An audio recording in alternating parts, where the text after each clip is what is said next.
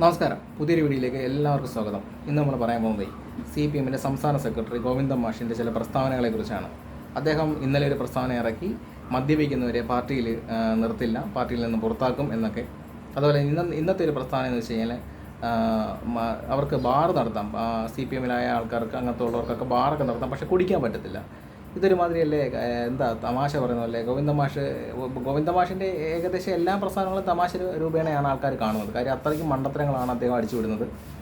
ഒന്നാമത്തെ കാര്യം അല്ലെങ്കിൽ കണ്ടത് CPM എന്ന് മാത്രമല്ല, CPI ആയിക്കോട്ടെ, കോൺഗ്രസ് ആയിക്കോട്ടെ, BJP ആയിക്കോട്ടെ, ഈ രാഷ്ട്രീയ പാർട്ടികൾക്കൊന്നും ഒരിക്കലും പൂർണ്ണമായും മദ്യം ഒഴിവാക്കിയിട്ട് ആൾക്കാരെ അംഗത്വത്തിലെടുക്കാനൊന്നും പറ്റത്തില്ല. എങ്കിൽ പിന്നെ ഈ CPM അടക്കമുള്ള എല്ലാ രാഷ്ട്രീയ പാർട്ടികളും പിരിച്ചുവിട്ടാൽ മതി.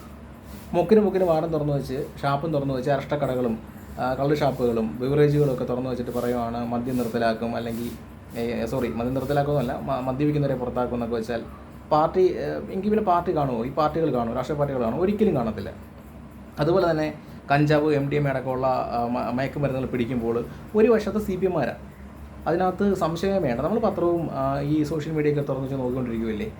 ഒരു വശത്ത് CPMമാർ കാണും, ഇടതുപക്ഷത്തിൻ്റെയോ അല്ലെങ്കിൽ DYFIയുടെയോ ആൾക്കാർ ആരെങ്കിലും ഈ ഇതിനകത്ത് കാണും. അവരുടെ തന്നെ വലിയ സംസ്ഥാന നേതാവിൻ്റെ മകനെ ഈ ഇതേ കേസിൽ കുറേ നാൾ ജയിലിൽ കിടന്നതാണ്. അന്നേരം ഒന്ന് ആലോചിച്ച് നോക്കുക, ഈ ഒരു അവസ്ഥയിൽ കൂടെയാണ് കേരളം പോയിക്കൊണ്ടിരിക്കുന്നത്. DYFIയുടെയും പ്രസ്താവനയുണ്ട്, ലഹരിക്കെതിരെ ശക്തമായി നിൽക്കുമെന്നോ എന്തൊക്കെ കാണിക്കുമെന്നോ ഒരു ചുക്ക് നടക്കാൻ പോകുന്നില്ല. നിങ്ങളൊക്കെ ശക്തമായിട്ട് നിന്നിരുന്നെങ്കിൽ ഒരു പക്ഷേ കേരളത്തിൽ ഈ കാണുന്ന ഗതിയിലൊന്നും ഇങ്ങനെ കേരളം മുന്നോട്ട് പോകത്തില്ലായിരുന്നു. ഓരോ ദിവസവും നമ്മൾ പുതിയ വാർത്ത കേട്ടാണ് അറിയുന്നത്. ലഹരിക്ക് അടിമയായിട്ട് എന്തൊക്കെ പ്രശ്നം നടന്നുകൊണ്ടിരിക്കുന്നത്, കൊലപാതകവും, തലയടിച്ച് കുട്ടിപ്പും, വീട് തകർപ്പും, അങ്ങനെ അനവധി പ്രശ്നങ്ങൾ, ഉത്സവങ്ങളും എല്ലാം അലങ്കോലമാകുന്നൊരവസ്ഥയിലാണ് പോയിക്കൊണ്ടിരിക്കുന്നത് കേരളത്തിൽ. എന്തെങ്കിലും ചെയ്യണമെന്നുണ്ടെങ്കിൽ എന്തായാലും ഈ ഭരണപക്ഷമായ CPMൻ്റെ ഭാഗത്തു നിന്നോ CPIയുടെ ഭാഗത്തു നിന്നോ ഇടതുപക്ഷ മുന്നണിയുടെ ഭാഗത്തു നിന്നോ ഒന്നും ഉണ്ടാകാൻ പോകുന്നില്ല. അവനവനൊന്ന് തീരുമാനിച്ചാൽ മാത്രമേ ഇതിനൊക്കെ കുറച്ചെങ്കിലും ഒരു പരിധി പിടിച്ചു നിർത്താൻ പറ്റൂ. പോലീസിനും അതുപോലെ ഒറ്റയ്ക്ക് പറ്റത്തില്ല. എല്ലാവരും ഒറ്റക്കെട്ടായിട്ട് നിന്നെങ്കിൽ മാത്രമേ ഇതിനൊക്കെ ഒരു അറുതി വരുത്താൻ പറ്റൂ. ഒന്നാലോചിക്കേണ്ടത്, ഇതിൻ്റെയൊക്കെ ഉപയോഗമോ മറ്റു കാര്യങ്ങളോ കണ്ടു കഴിഞ്ഞാൽ നമ്മളതിനെ കൃത്യമായി എക്സൈസിനെയും പോലീസിനെയും വിവരം അറിയിക്കണം. അതുപോലെ തന്നെ മുൻകൈ എടുത്ത് ചെറിയ ജനക്കൂട്ടങ്ങളൊക്കെ ഉണ്ടാവണം. ഇതിനെതിരെ ശക്തമായ രംഗത്ത് വരണം.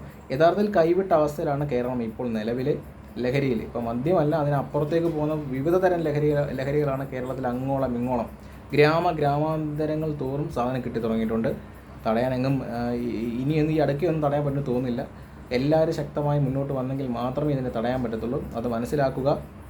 അല്ലാതെ ഈ CPMൻ്റെ ഭാഗത്തു നിന്നൊക്കെ വരുന്ന പ്രസ്താവനകൾ വെറുതെയാണ്, ആളെ പറ്റിക്കാനാണ്, ഒന്നും നടക്കാൻ പോകുന്നില്ല, നമുക്ക് എല്ലാവർക്കും അറിയാം. അത് മനസ്സിലാക്കി എല്ലാ ആൾക്കാരും പെരുമാറുക. ലഹരിക്കെതിരെ ഒന്നിച്ച് ശക്തമായി ഈ കഞ്ചാവിൻ്റെ MDMAയുടെ ഒക്കെ അടക്കമുള്ള സാധനം പിടിച്ചു നിർത്താൻ മലയാളികളൊക്കെ ഒറ്റക്കെട്ടായിട്ട് ഇറങ്ങണമെന്നാണ് എൻ്റെയും ഒരു അപേക്ഷ. വീഡിയോ ഇഷ്ടപ്പെട്ടാൽ ലൈക്ക് ചെയ്യാനും ഷെയർ ചെയ്യാനും മറക്കല്ലേ, സബ്സ്ക്രൈബ് ചെയ്യാനും മറക്കല്ലേ. നിങ്ങൾക്കും ഞാൻ എല്ലാ വീഡിയോയിലും പറയുന്നതല്ല, നിങ്ങൾക്കും പ്രതികരിക്കാം. ഇങ്ങനെയുള്ള കാര്യങ്ങളിൽ പൊതുവായി നിങ്ങളും ഫേസ്ബുക്കിലൂടെ മറ്റ് സോഷ്യൽ മീഡിയ പ്ലാറ്റ്ഫോമുകളിലൂടെയൊക്കെ പ്രതികരിക്കണമെന്നാണ് എൻ്റെ ഇപ്പോഴത്തെയും ആവശ്യം. Okay, by.